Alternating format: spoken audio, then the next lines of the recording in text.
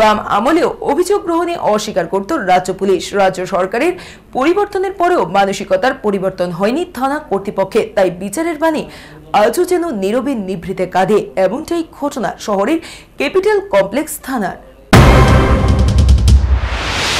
রাজ্য সরকারের বদল হলেও খাকি উর্দিধারী পুলিশ বাবুদের চরিত্রের বদল হয়নি। তারা স্বমহিমায় স্ব স্থানে খামখেয়ালি পড়ার পূর্ব ইতিহাস অব্যাহত রেখেছে।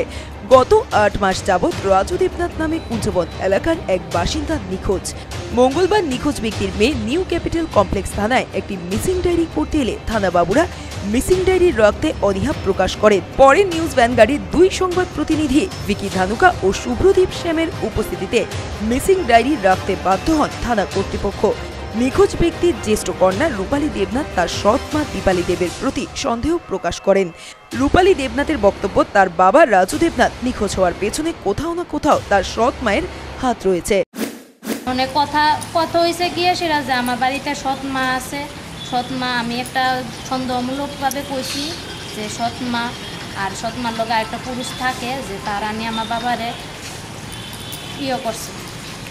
আপনার কাছে কি মনে হইতেছে যে কেউ আপনার বাবারে এরকম ইচ্ছাকৃতভাবে মানে লুকায় রাখছে কিংবা কোনো জায়গাতে নিয়ে রাখছে, এরকম আপনার কাছে কি মনে হইতেছে? সন্দেহ হইতাছে। কার উপরে সন্দেহ হইতাছে? আমার সন্দেহ হইতাছে আমার সৎ মা আর এর লগে থাকে, নাম সুবোধ ঘোষ। তারা দুজনের বেশিরভাগ। আজকে কয় মাস যাবত নিখোঁজ? 8 মাস। কিন্তু এই মিসিং ডায়েরিটি রাখতে অস্বীকার করে নিউ ক্যাপিটাল কমপ্লেক্স থানার পুলিশ বাবুরা। অবশেষে নিউজ ভ্যানগার্ডের সংবাদ প্রতিনিধির উপস্থিতিতে মিসিং ডায়েরি রাখার নাটক মঞ্চস্থ করেন পুলিশ কর্তারা। বাস্তবে তার তদন্ত কতটুকু হবে তাতে সন্দিহান নিখোঁজ ব্যক্তির মেয়ে রূপালী দেবনাথ।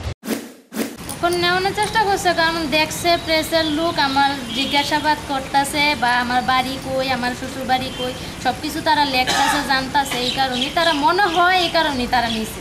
আমার যদি মনে হইতাছে এর আগে নিতে চাইছিল না। এর আগে কি কইছে আপনাদের? এর আগে কইছে এটা নেওয়া যেত না, এখানে কি থানাতে রাখতো না। তার এর আগে কইছে যে তার একজনে কইছে যে যেই স্যারের কাছে আমি গেছি, স্যারে কইছে যে অখন 8 মাস পরে তুমি তোমার বাবারে খুঁজতে আইছো, অভিযোগটা তোমার উপরে যেতে পারে। আমার এই কথা বলছে। বাম আমলেও নারী নির্যাতন থেকে শুরু করে শত শত অভিযোগ গ্রহণ করতে অস্বীকার করেন থানা কর্তৃপক্ষ। রাজ্য সরকার বদলের পরেও পরিবর্তন হয়নি দুর্নীতিগ্রস্ত পুলিশ বাবুদের মানসিকতার। তাই অদূর ভবিষ্যতে রাজ্য সরকার রাজ্যে কতটা স্বচ্ছ প্রশাসন কায়েম করতে পারবেন তাতে সন্দিহান রাজ্যের সাধারণ মানুষ। Bureau report, news vanguard.